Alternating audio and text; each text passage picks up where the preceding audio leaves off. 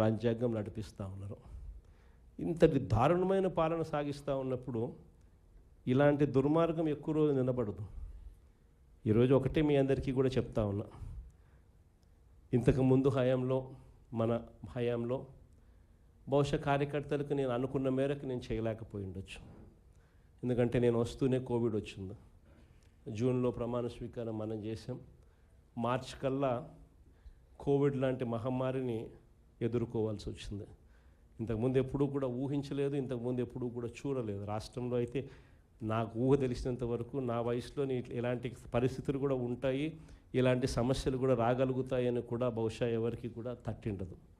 కానీ ఈసారి మాత్రం మీ అందరికీ చెప్తా ఉన్నా, ఈసారి మీ జగన్, మీ బిడ్డ మీరు పడతా ఉన్న కష్టాలను చూశాడు, మీరు చూపిస్తూ ఉన్న తెగువను కూడా మీ బిడ్డ జగన్ చూశాడు.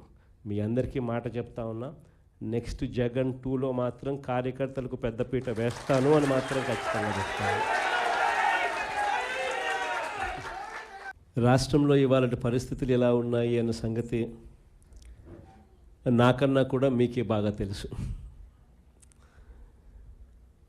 కలియుగంలో ఉన్నాము, రాక్షస రాజ్యంలో ఉన్నాము అని చెప్పడానికి ఈ రాష్ట్రంలో ఈ 12 నెలలు 11 నెలలు ఈ పాలన చూస్తే ఎవరికైనా కూడా ఇట్టే అర్థమవుతుంది.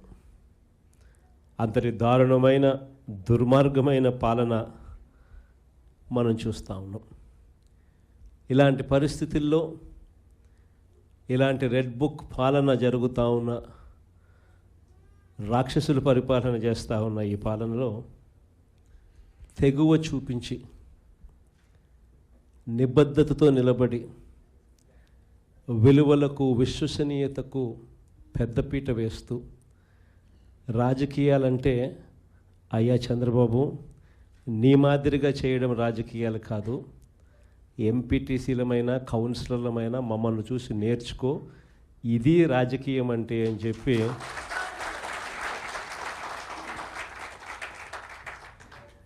విలువలు విశ్వసనీయతకు ఇది అద్దం పట్టే రాజకీయము అని చెప్పి చంద్రబాబు నాయుడు గారికి కూడా చూపించే గొప్ప తెగువతో అందరూ కూడా గొప్ప తెగువ చూపించారు. మీ అందరి తెగువకు, విలువల పట్ల, విశ్వసనీయత పట్ల మీరు చూపించిన నిబద్ధతకు మీ అందరికీ కూడా హ్యాట్స్ ఆఫ్ తెలియజేస్తాను.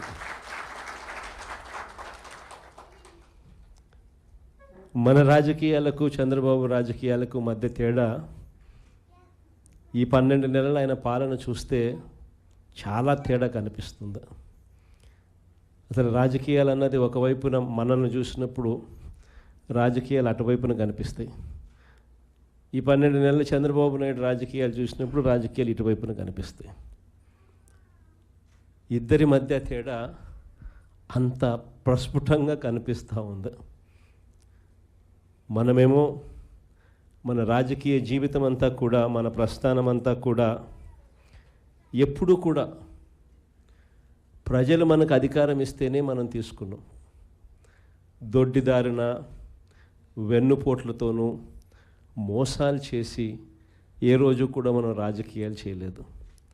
మరోవైపున చంద్రబాబు నాయుడు చూస్తే ఆయన ప్రస్థానం అంతా కూడా స్టార్టింగ్